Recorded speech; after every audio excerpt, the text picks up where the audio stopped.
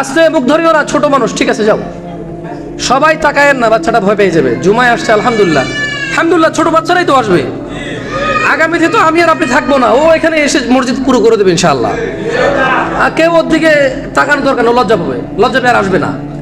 ওর বাপের দিকেও কেউ তাকায়েন না, কারণ ওই বাপও লজ্জা পেয়ে আর পরবর্তী জুমায় নিয়ে আসবে না।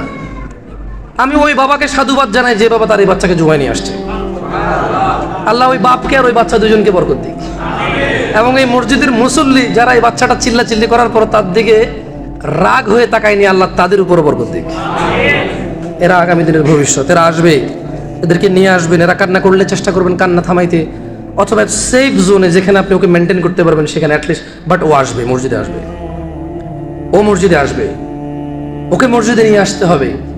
আপনি যদি ওকে এই মসজিদটা চিনায় দেন, সারা জীবন ইবাদত করবে সে, সমপরিমাণ নাকি আপনিও পাবেন।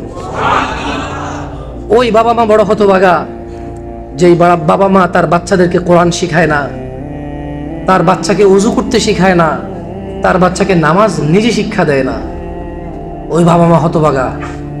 বাবা মার সফলতা কোথায়?